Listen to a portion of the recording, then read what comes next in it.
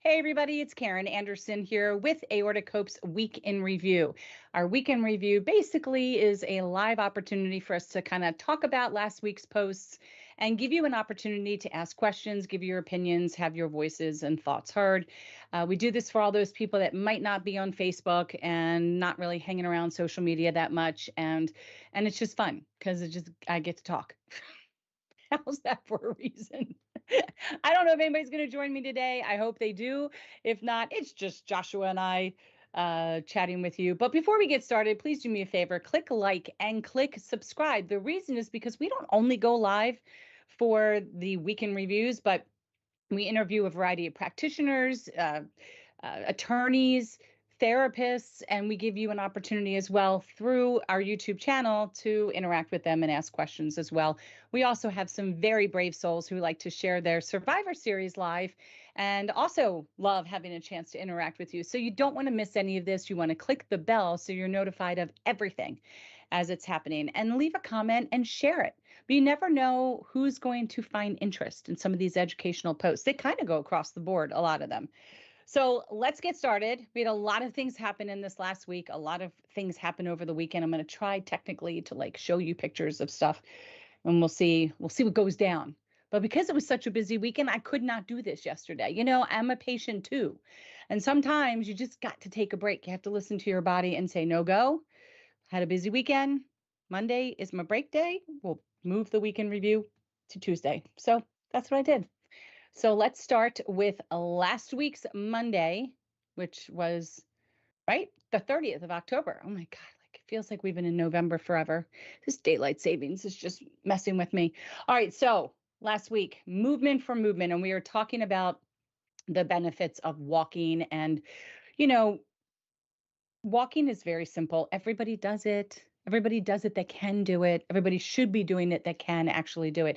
And while we know that doing nothing is still doing something, and we say this all the time, for many of us, we just need some incentive, motivation, support to just get moving. Of course, based upon whatever it is that your doctor has told you you can do.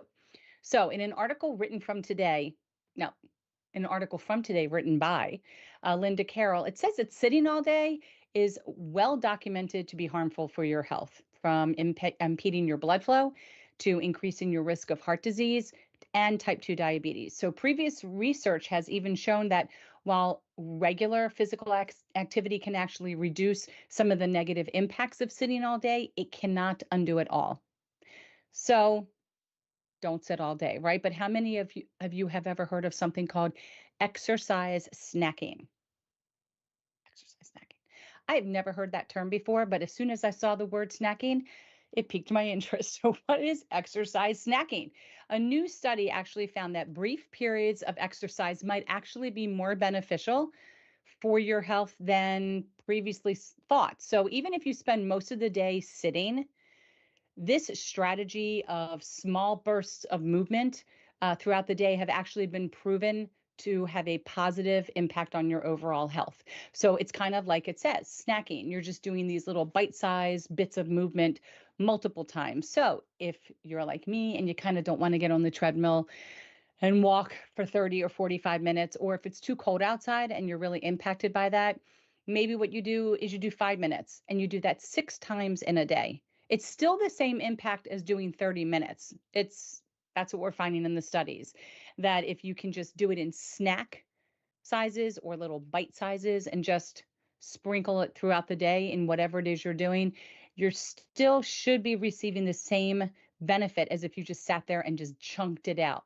So think of it like, I'm just going to have one slice of pizza. I'm not going to eat the whole pie in one sitting, right? Just going to snack. You're kind of grazing through exercise. So if you want to check out more information about this in greater detail, check out the link that's in this post from October 30th. It was just pretty interesting stuff. Pretty interesting. Again, I saw the word snacking. I thought, God, I need to look into this further.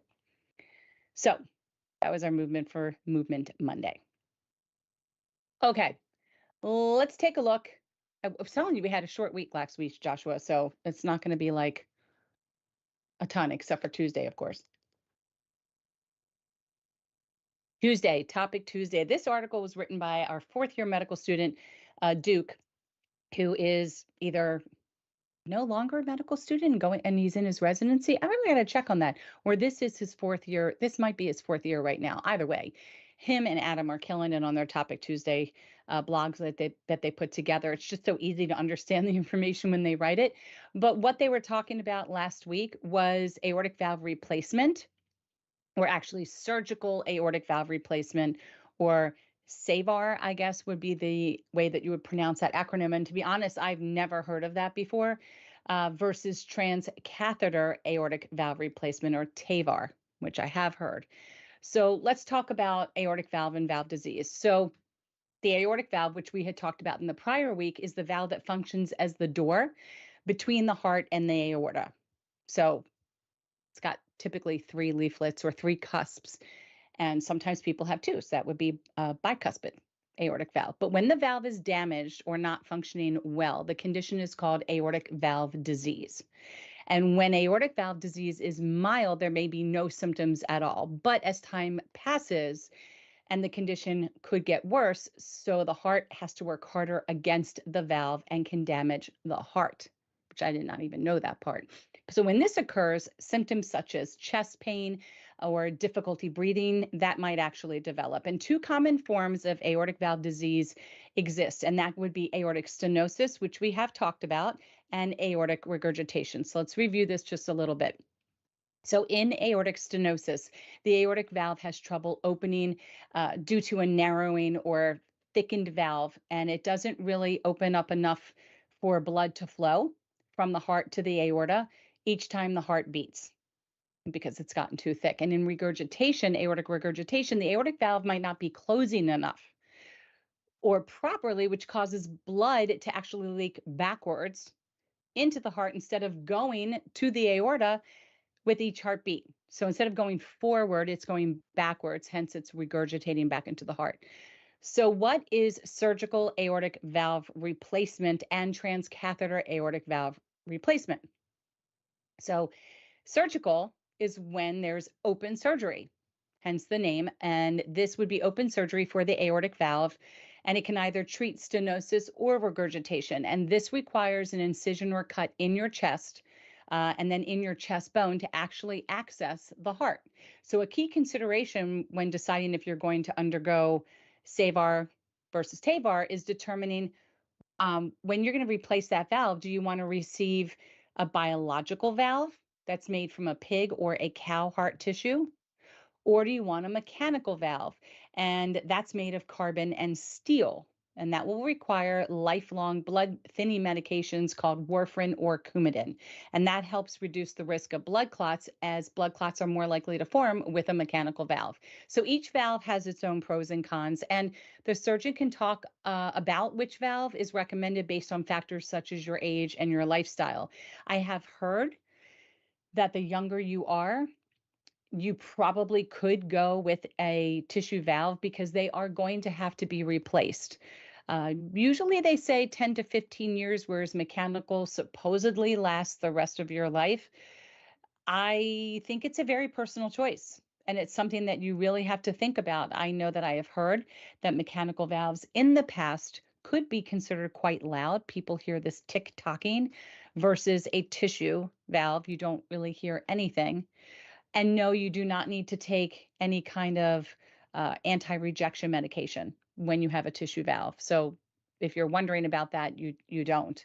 But you do need blood thinning medication if you have the mechanical valve. And so those are two considerations when making your decisions. And there's a lot of information out there about these different valve choices. And again, very personal for yourself, your family, and especially between you and your physician in finding out which one you think might work better for you. Now, these are all when it comes to elective surgeries, because when you have an emergency, and which typically these valves get replaced if you have a dissection, you don't really get a choice. It's not like anybody's going to lean over and be like, hey, have you given any thought? Which one do you want? I got door A is mechanical, door B is tissue. They're not going to ask you. They're just going to give you what their best judgment would be for you to have. So something to think about. Now, with a transcatheter aortic valve replacement, or TAVR, which you might hear in the community, it's minimally invasive approach. That already sounds really good to me. But that can be used, this minimally invasive approach can be used to treat aortic stenosis. That's what it's used for, basically. And below, I'm going to show you a diagram that illustrates how TAVR balloon is placed at the site of the thickened and narrowed aortic valve and then expanded open to treat aortic stenosis. And during a TAVR, a doctor will actually guide a catheter using X-ray and imaging guidance to replace the damaged aortic valve with a biological valve. Okay, so here's your picture. Here's your stenosis, all of the little calcifications and the hardening and the narrowing and all of that that's happening right here. This is that valve. Okay, and this is what they're using. This catheter goes in down below at your groin typically and comes all the way up the aorta and comes right here into the valve. And they use this balloon to deploy. This is the actual valve, the replacement valve. Okay.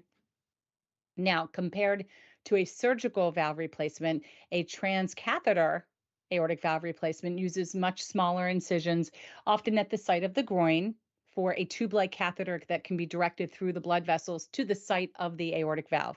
It's crazy when you think about it, that it's going all the way up and then back down. And so for any of you who have had an angiogram, I've had one of those. It's and I don't know if the procedures are handled differently, if you're more asleep. I know I was given a sedative, but I kept waking up and asking to watch, and then I'd fall back to sleep. So it wasn't anything that I felt that was painful, but I did feel pain and some pressure at the site of when they punctured to get it into the groin. But you don't feel anything else afterwards. I didn't feel anything else. But so it's directed through these blood vessels, to the aortic valve rather than a open large incision at the chest bone, which is known as a sternotomy, which is required for a surgical aortic valve replacement. So a TAVR as an option is for people who can't have heart surgery. They under, which would be the SAVR. To replace the aortic valve. So for a surgical replacement, there are options for smaller incisions known as a partial sternotomy or by right anterior thoracotomy. Such big words. I can't believe I'm saying them right. However, since a TAVR is actually just less invasive, the length of hospital stay is much shorter than the post-operative hospital stay you would have with a surgical aortic valve replacement. So if you think or have known that you have aortic valve disease, discuss all of this and with your concerns and questions. Talk about it with your surgeon because there are different surgical techniques and then there are different valve options. And this is by no means a comprehensive post or description. This is just meant as a starting conversation point that you might want to have with a physician and kind of giving you some familiarity with acronyms and some terms. So now you've been educated basically on what the SAVR. I'm just going to say that that's how it's pronounced. The SAVR or surgical aortic valve replacement kind of does, and it is a much more involved surgery because it's an open sternotomy, right? For those of us who have had a dissection, we already know we've had those chest bones cut open, versus a TAVR, which is a thoracic aortic valve or transcatheter aortic valve replacement. So two different techniques, many different, choices between valves, lots of things to consider.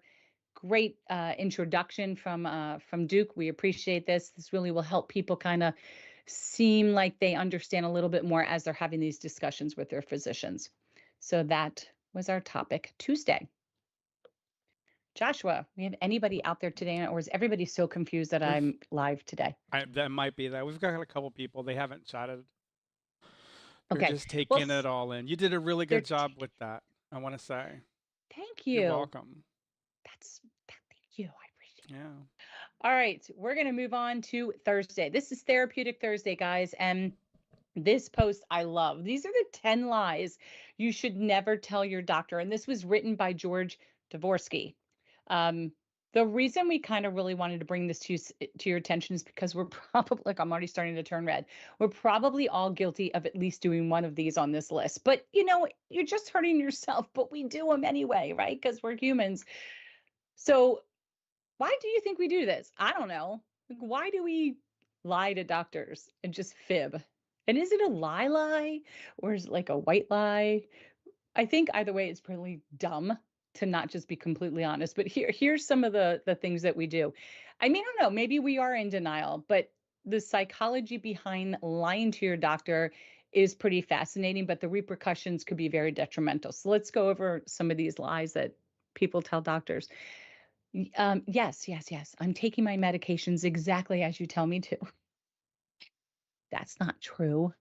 It's not true. I can at least say, nope, it's not true because sometimes I forget.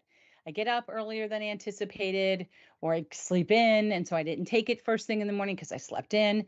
I think a better answer would be I make every attempt to, but I might be off an hour or two in the morning or the evening, depending upon where my schedule lies and what I'm doing. Because it may not seem like it's that big of a deal to us, but it may help complete a picture to your physician if you are having spikes or issues. And maybe you're having nothing, but it still lets them know. Like, for instance, I forget all the time to take my vitamin D, and it's an every other week capsule. It's 50,000 units. Um, and I just forget. So I finally came clean with my doctor, and she said, just take two on the first of the month. I said, really? Just take both? She goes, yeah, then you're done for the whole month. Because I wanted to know if there was a pill that I could take that was like 25 every week. But I love this method better. Just pop two on the first of the month, and I don't have to think about it again till the first of the next month. So it was to my benefit to just come clean and be honest that I always forget.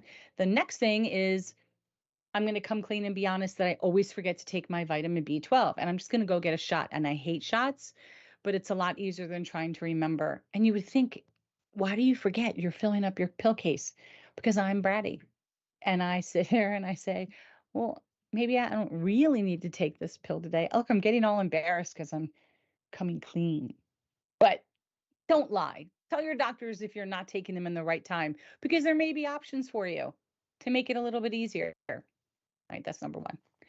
Number two, nope, I'm not taking my prescription drugs or supplements right now. I'm not taking any supplements. Don't lie. If you're taking a supplement, say so. And there's a lot of people in this community that take all kinds of funky supplements and they talk about it. The first question some people ask is, what's the supplement I can take that's going to keep my aneurysm from growing? Well, the answer is nothing. Because if there were supplements, the doctors would tell you. And then you have the conspiracy theorists that say they're not telling you because they don't make money off of it. I'm not even going to go for any of that and touch any of that. I'll never forget one time there was an orthopedic doctor. I had asked, should I take chondroitin and glucosamine? And he's like, if you think it works for you, please take it. Let's just say it won't hurt you. And that answer has stuck with me all of my life. If you think it works for you, then take it.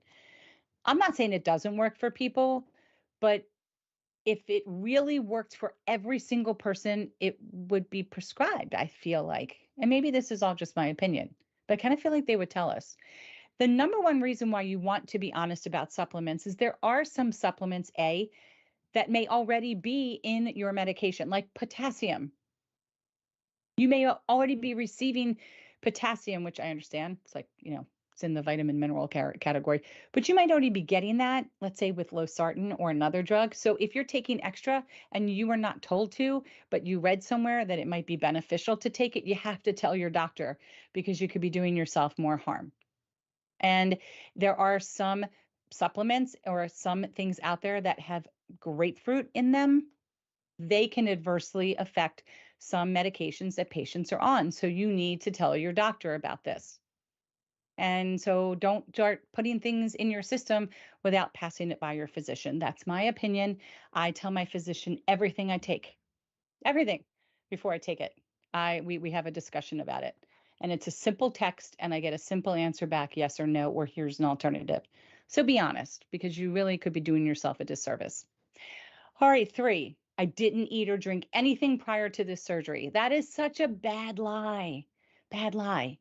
Listen, from what I've heard, it's okay to take a sip of water if you have to take certain blood pressure medications and stuff like that on the morning of a surgery. But your doctor will give you very strict instructions. If they say, please do not, then you do not. If they say you may, that doesn't mean a gulp. And the reason is because if you're going to have anesthesia, you do not want to regurgitate in the middle of surgery. if you have fluid or food in your tummy, because that would be bad from a breathing perspective. You could aspirate, and that would be really bad. So it's important to let your physician know and the anesthesiologist know what you had and how much you had and what time you had it. I have heard people when I've gone for a colonoscopy, I have heard anesthesiologists tell patients, well, that's too close to now and I have to knock you out. We're going to have to wait another hour. So it makes a difference in their world. Might not seem that important to us, but all of these things just help put together the pieces of a puzzle for a physician. So I'm not going to tell you that you should eat or drink or you should take medicines. That's what your directions are given to you. And so if you accidentally did, please tell the physician so that they know and they can adjust accordingly. All right, number 4. I actually don't drink that much alcohol. That much alcohol? What how did you define that much? That's why they're very specific on their forms. How many drinks? They just ask you, how many drinks do you have in a week, in a month, in the last, couple days, whatever it is that they ask you. Because I didn't drink that much or I don't drink that much is very subjective. To you, that could be 6 drinks. It's not that much. To me, anything over like 1.5 is a lot. It's a much for me. So don't that sentence makes no sense to a doctor. And if you did party really hard in your mind or what you think would be in someone else's mind, it's always safer to just be honest. Just be honest. Nobody's judging you. They're not judging. They need to make adjustments accordingly to medications based on your lifestyle. Me, a smoker, you first of all should not be smoking. I'm not going to get on that. And there's many different ways to try to stop smoking. But if you are smoking, please, please, please, please, please be honest, because that might indicate why things aren't getting better. That might indicate why things are getting worse quicker. Again, physicians are not there to judge you. They're there to make judgment calls about how they treat you based upon your lifestyle. Everybody's entitled to live how they want, die how they want. It's all you're allowed, but if you want them to treat you, they need as much honest advice as possible. Hold on Number 7, before I'm before sorry. you roll Sure. off. I was wanted to make sure that I looked up the definition of binge drinking so that Uh-huh. we could help everybody understand something. The definition of binge drinking is when you bring your blood alcohol content level to 0.08. Right? Okay. That's 4 beers, that's 4 wines, that's 4 shots. Not cumulative, that's any one of those, Okay. right? So if they're saying that that's binge drinking and you're Mhm. having a 6 pack every weekend for football, Mhm. then you're exceedingly binge drinking on your weekend, Right. right? And so to Yeah. say I don't drink that much, like now you have a form like now you have a reference material. Yes. Okay. Yeah. Good So point. 1 or 2 drinks, that's not binge drinking, Right. right? So That's not that much. Yeah. see what I mean? But So yeah, I don't right. drink that much. You have a barometer now. Yes. And there is nothing wrong with writing on that form 1 to 2 drinks a week. But like you said, if you're sitting, even if you said 4 drinks a week, people interpret that as maybe you had a glass of wine on Monday, one on Thursday, Friday, and then Saturday. But if you're doing it all 24 hours ago, that's a problem, and they should know. So Yeah. that was a Yeah. good way to think about it. Okay. Oh, I don't do drugs. Again, nobody's going to lock you up. Nobody's judging, but it is important to discuss. And I'll be honest, I've had discussions with my doctors too about, and this is before it became legal here, but about, medicinal marijuana and stuff. And for me, the conclusion was I hated it in college. I'm probably not going to like it now. But they need to know because these things, they can impact your blood pressure, your heart rate, and then they're giving you medications that impact your blood pressure, your heart rate, and they're not judging and they're not going to say don't do it. If certain things are reducing anxiety and stress and it's working, they just need to know you're doing it so they can make adjustments on their end. So don't lie about it. Oh, we were down to I exercise regularly and eat healthy foods. Don't lie. It's going to show in your blood test. Your blood test is probably going to be a good indicator whether that's accurate or not. Your BMI might indicate it, or maybe it doesn't indicate anything at all. Maybe you are doing all those things, but your BMI is way too high. And maybe that means the doctor needs to look at your thyroid, or maybe it's conversely the opposite. Medications are given to us in strengths tips sometimes based on our weight, based on our level of exercise, based on how we are eating. And at the end of the day, do I like a good cupcake? Sure. Am I still eating my mini Halloween candies? They will last me through the end of November because I like to have one every couple nights in just my little Twix bar. Do I consider that not eating healthy? No, but I also don't consider it eating healthy, but I don't consider that I not eat healthy. You know, I just say I try when I try because it's not a constant thing for me. And again, these things I think tend to be a little bit, they leave the door open for being subjective. So just try to be honest with your physician. I don't really take a lot of over the counter pain relief. This is really important because a lot of physicians do not want us taking Advil. They only prefer Tylenol, but too much Tylenol can really impact your liver. So it's important and it plays into number 9, which is when you say it doesn't hurt.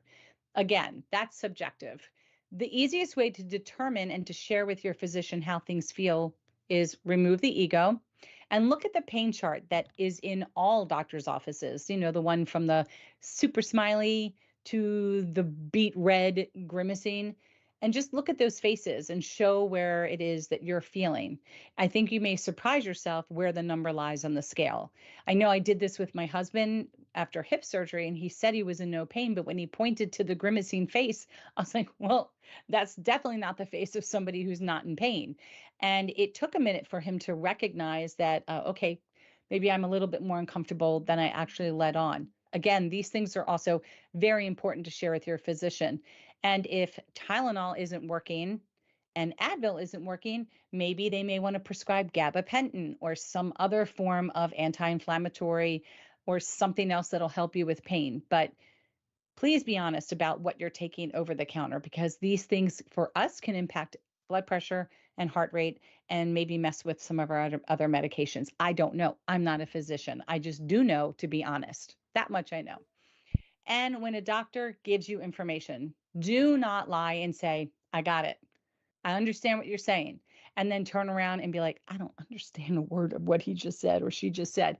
If you don't understand, make them take a moment, make them cause the other patient to be a little late and make them explain it to you. It's so important that you understand your plan with your physician or whatever it is that you weren't understanding going in there. It's important that you leave and you understand. This is all about self advocacy. So if you want to learn about the possible effects of these 10 lies, then you should click on the article. But I think it's pretty self evident. I think it kind of is common sense. And I think at the end of the day, just don't do them because it's not helping yourself. And we should Therapeutic Thursday. define eating healthy as not indulging in salt and sugar, right? Like if it's processed food, you're not doing yourself a favor, No, you're you not. know? But, And you there's know, nothing wrong with, like you were saying, a bit of candy every now and then. There's nothing wrong with that. yeah, a little bit of pasta Yeah. in a box isn't going to be horrible. It's I'm gonna just call knowing you out though, quantity. like when you do your ketchup and spaghetti, there's a lot of sugar in ketchup, lady. A You lot. mean oh, well, I do get the organic ketchup. But it probably doesn't make a difference, but I don't eat it in mass quantity. I really don't. And I don't like to, especially at night, because it'll just keep me up all night. Yeah, But that's a I good do point. eat like I'm a college kid. You don't even want to know some of the things that, um, but I've made changes. I have made changes this year. I don't eat like, Lucky Charms. Like if I could get people to stop eating chips, Chips, yeah, just the sodium in chips alone. If like because here's the thing, right? Like if you're a habitual snacker right? and you're feeding through your anxiety or you're snacking through Hmm. anxiety and those snacks are chips, you're not doing yourself any favors. No, Yeah. but, but, Josh, Mexican.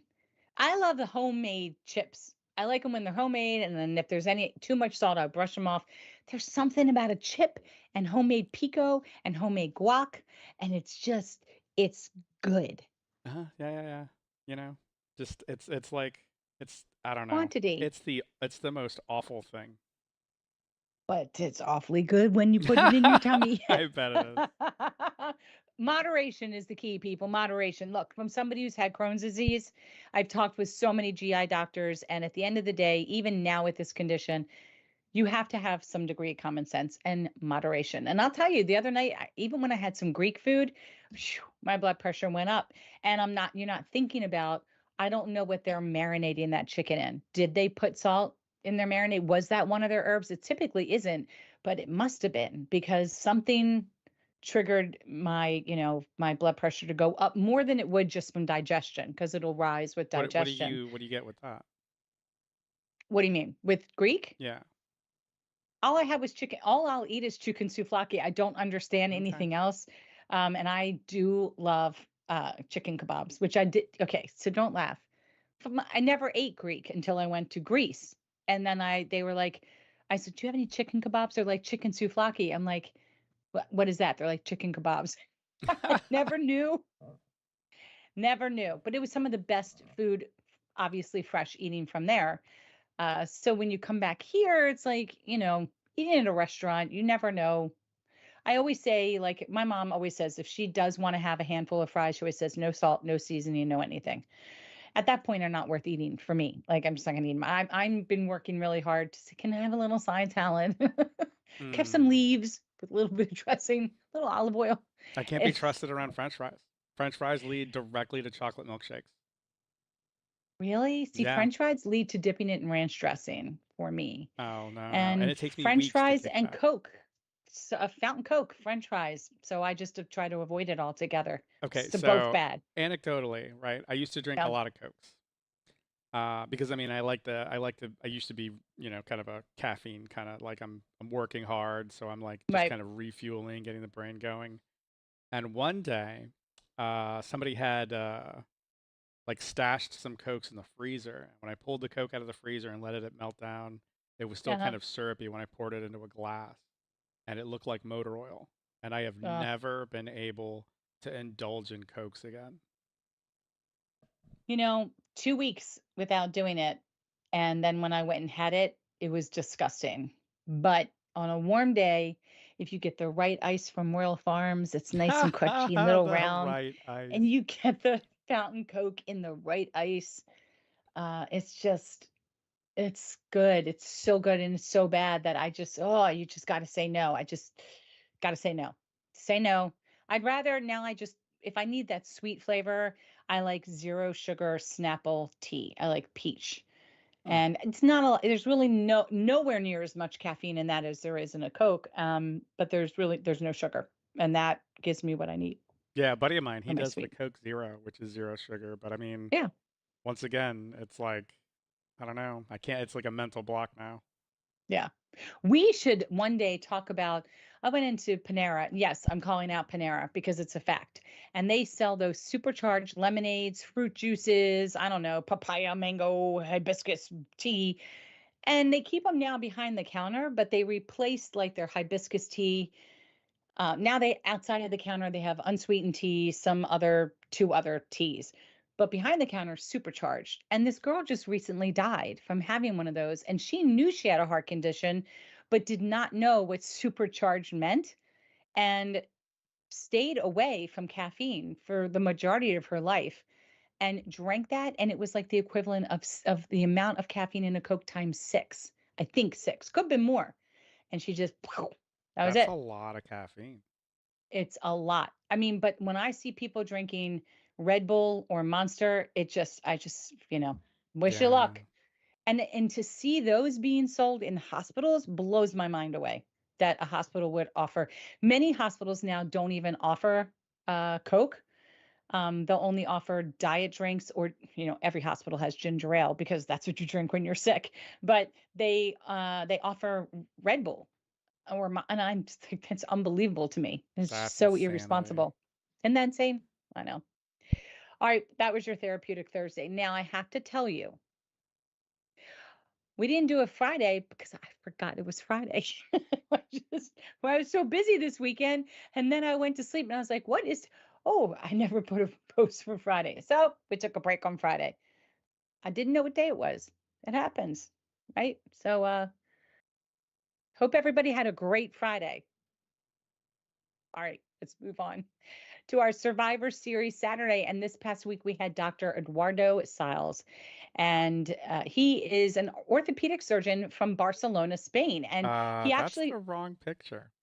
it is it? That's what Yeah. was given. Yeah, that's okay. Happens, I guess. We got a lot of things happening. We'll make that change. Yeah. We'll talk after. Okay, so Dr. Siles actually shares his story of survival of a type A dissection. And you know what I love? I don't mean I love, but it's very rare that we get doctors in this community who have actually experienced a dissection or, have aortic disease. And just being a doctor in general, I've heard from many that there just tend to be the worst patients, but I've always curious to know what this is like from a physician's perspective as a patient. I'm just always interested in that story. But despite being in top physical condition and physical shape and lacking any medical issues that he was aware of, he describes his journey through several surgeries and various medical complications. And we're just so thankful to Dr. Siles for sharing his survivor story. And you can click the link in that post. And you can also go down the side of our blogs and click on survivor stories, and you should be able to find it there as well. And look, we would love to have you be featured in our survivor story. There's 3 different ways that you can do that. You can be featured in a written format.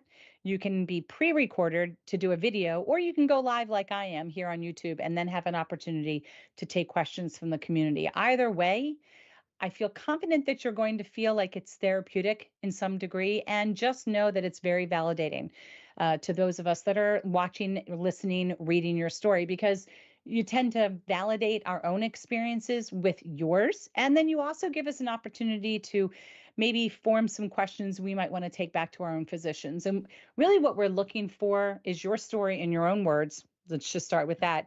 But we kind of want to know, how did you find out you have aortic disease?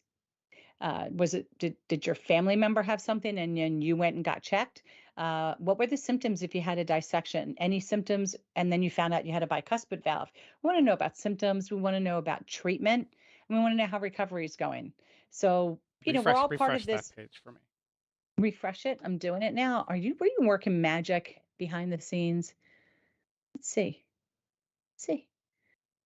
Look at that. That's Dr. Eduardo Sal. I don't even know who the other person was. I can't remember. That's so bad. Doesn't matter because that's Dr. Eduardo Siles right there. There he is, right there.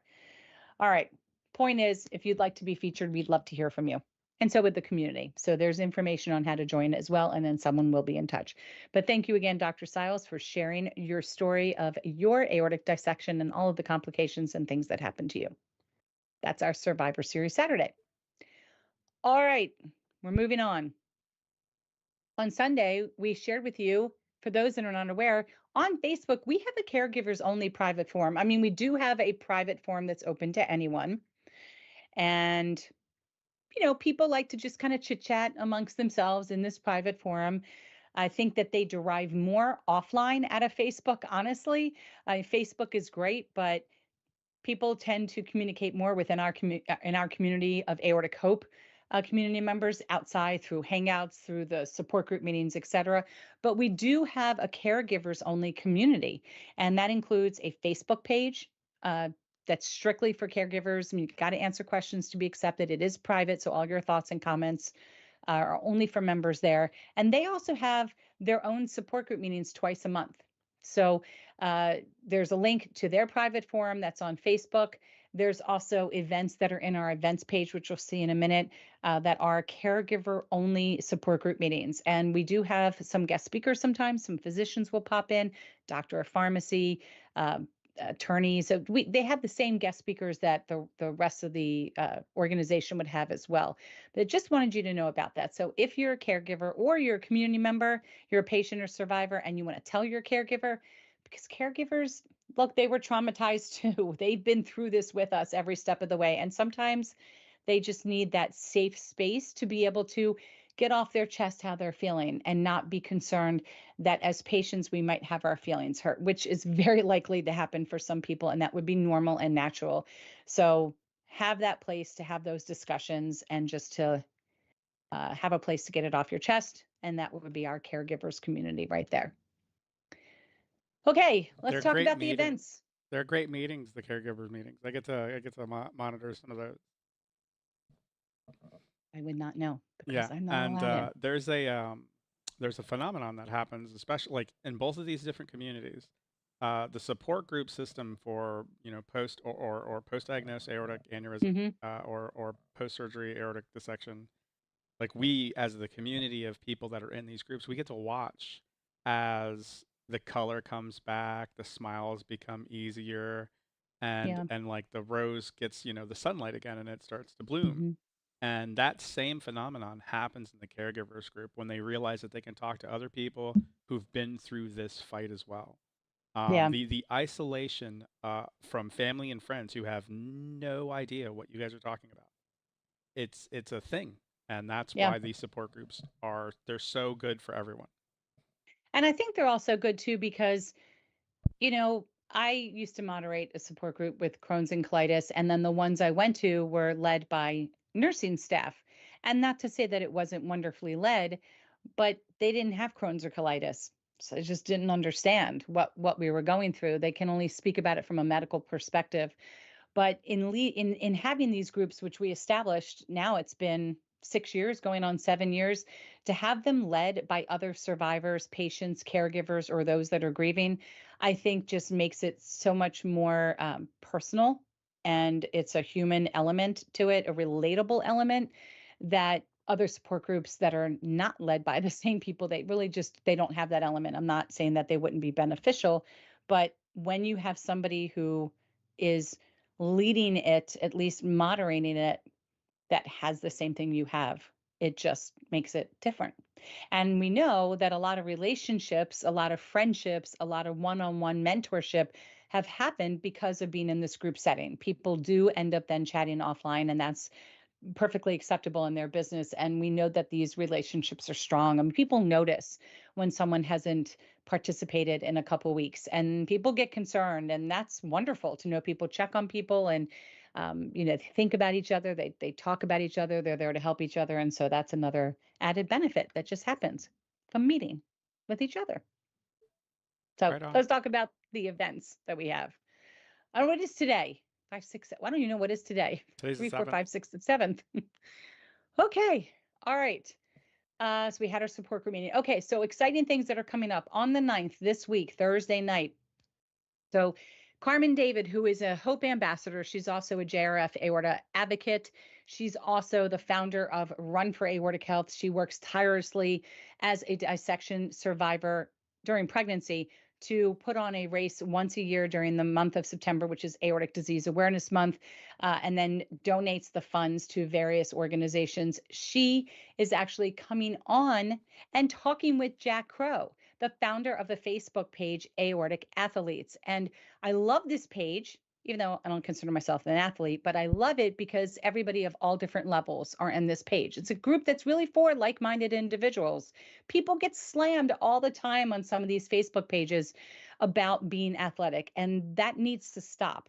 I think you should be able to do whatever it is you want to do if you're working with your physicians. We recently had somebody who just became certified in scuba diving, and this person is so thrilled and so happy and living their life. And I can't even imagine going scuba diving. Not my journey. That's okay. Worked with his physician. He's happy. That's great. Yeah, I Heath can't. was in the Thursday hangouts, right? And Oh, so okay. he joins us from the beach bar after his dive, That's insane. and he Yeah. chit chats with us and talks about everything. And I think right now he's in Europe, in the freezing cold now. He went Yeah. from the sunny beaches of Mexico to Right. someplace hiking up a mountain. Yeah, he's It's getting at it. amazing. He's getting at it. Three So, years out of a yeah, dissection. Yeah. whatever. That doesn't mean that everybody can do that, and that's okay. And everybody's bodies respond to this disease differently, and a lot of people have comorbidities, which also makes things challenging and difficult. And it's not that you can't do something, it's that you might just be better suited for something else, right? Or you might be more able to do something else. So it's not a disability, it's just a different ability, we like to say. So hats off to people that get to do what they love to do. And it shouldn't matter what it is, but I love that aortic athletes is there for people who want to talk all about working out and triathlons and marathons and thisathons and all those thons. But Jack is the first individual who has ran as a member of Team Ritter for the John Ritter Foundation for Aortic Health and completed his marathon this weekend at the New York City Marathon. And I was tracking him on that fun special app, and I could watch him moving, from Staten Island into Brooklyn, up through Queens, over back to Manhattan, did a loop around near near that park, Central Park. Just amazing to watch how he was doing and tracking his time. And as far as I'm concerned, it's not about time. I'm just so excited that he was able to complete it and represent this community. And because he participated in Dr. Prakash's exercise study, they felt comfortable in signing off and allowing him to participate in the marathon as a representative. So they will be here Thursday night at 8 p.m. Eastern to kind of talk about, this was a goal. How do you prepare? What do you talk with your physician about? What were any restrictions? What did he need to do to train? And how did he end up just crossing that finish line and what that felt like? So can't wait to hear what he has to say about that. Hopefully you'll tune in because you're going to click subscribe and click the bell and get notified. And then you can ask him some questions and have just a wonderful evening. Okay, then we have coming up beyond our Mondays of Week in Review. We have Carmen David presenting aortic disease and pregnancy / postpartum with two physicians that are also going to be talking about aortic disease in this genre, in this group of people, because we know it happens to women during pregnancy, during birth, or afterwards. And then there are people who have aortic disease, but they want to have a family. How do you work through all of that? It just seems so scary to me. So going to be a really interesting live event, live Q&A event. Again, this is why I'm telling you to subscribe and click the bell so that you'll be notified when it starts at 8 p.m. on the 13th. Then we have our Hangouts. We have them every Thursday. So we have our Hangouts, and which I'm not seeing that it's listed for this week. Again, I'm confused. We might have missed one up above. I may have accidentally taken it off. So we have a Hangout every Thursday at 2 p.m. And that is you're notified if you sign up for a support group meeting. You will be notified about a Hangout, but a Hangout isn't where we typically want to get into the heavy, emotionally driven elements of needing support. Okay, so that's more where you're going to find people acting foolish, funny, ridiculous, and hanging out with friends. It's just like the title. Gives everybody an opportunity to virtually just hang out and let loose.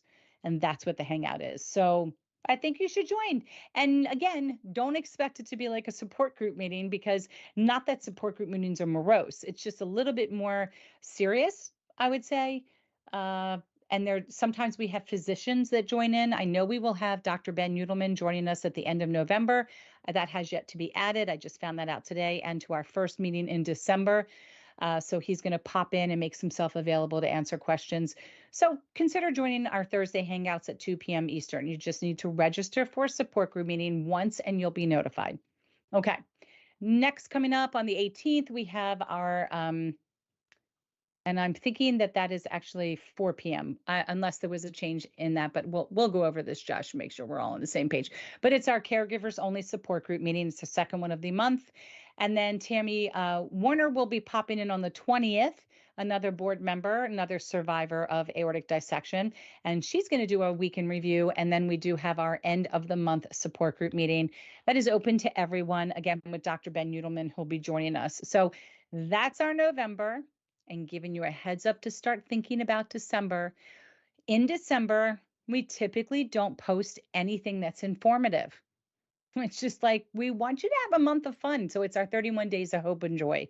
And so we hope that you'll participate with us, because we give away a lot of prizes. It's your chance to be given a question of something that makes you feel hopeful or joyful in certain topics. And then we randomly choose winners based upon answers And then from those winners, we pick a weekend winner who we give away some really, really awesome prizes. So that's what we have going on there. And some other things just to remind you about the aortic dissection, the patient guide. So these are flying out of our storage room right now as we speak. You can download it for free. All of these things are clickable. They're all on the front page of our website. They're also under resources and Hope Shops. You'll be able to find this easily. You can have the free download. You can also order a hard copy for your home.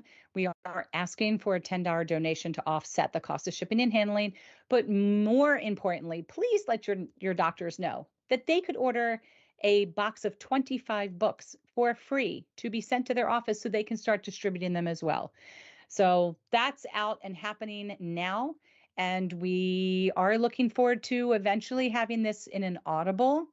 And I'll tell you what, there's some other things that are coming up about this that I haven't even shared with you yet, Josh, that we're looking to have happen in 2024. So a lot of things are happening with this guide, and we're super excited to see this distribution and to see the support we're receiving from the medical device companies, the physicians and aortic disease centers, and from the patients. So we appreciate that. And oh, I wanted to share with you. So we were going to talk about this weekend. So just came off of a great weekend.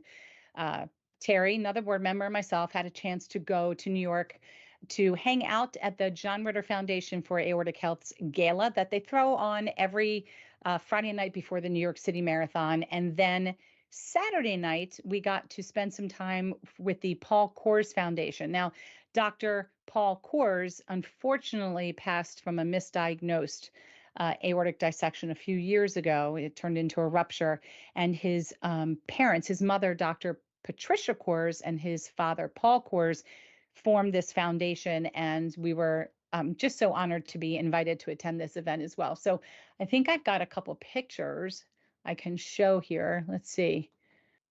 I'm gonna have to go back and forth because I'm just technologically just not great. So what do I have as it loads? Oh, so this is a great picture. So this is Terry. This is Carmen David, who we've been chatting about, and myself. And this is Meredith Ford O'Neill from JRF, and Jen. I can't pronounce her last name. Fikira. I'm gonna butchered it, Jen. I'm so sorry. So this is all of us at the Saturday night event, and we've got a couple more pictures as they pop up here to share with you. So this was Terry and I at the John Ritter Foundation Gala the night before. So excited. As mentioned to you earlier, I got to meet Tony Shalhoub. So there's Amy Asbeck and Meredith, myself, and Terry. All of us looking really spiffy. It's always fun to get a chance to dress up. I got to meet Tony Shalhoub there. So, okay, pump head. I go in, and I'm like, I totally recognize that guy. And Terry's like, yeah, it's Tony Shalhoub. He was in Monk. And I'm like, okay, never saw Monk, but I know I recognize him. So this is Dr. Pat Kors. So got a chance to say hi, and I took a picture with him. And then as we left, she's like, yeah, he was the father in Marvelous Mrs. Maisel. Of course, then I lost myself and freaked out because I just so loved that show. He was very pleasant. He was very sweet, and very kind to take a picture with me. So I think I'm done on those pictures. Yeah. So that's our weekend review. Simple, easy, lots of fun stuff, and a couple more weeks of some more information to go before we wrap up the end of the year. So again, don't forget to click like, click subscribe, click the bell so that you're notified of all these amazing events that are coming up, where we have an opportunity to go live and allow you to interact with our guests and our moderators and our hosts. And it's a great opportunity for you to become more entrenched in the community, and click share, because you never know if one of these articles might actually resonate with somebody else within the community. And we're going to see you well, not the same time next week. We're going to see you on Monday at 3 p.m. Thank you again, and we'll see you then. Bye-bye.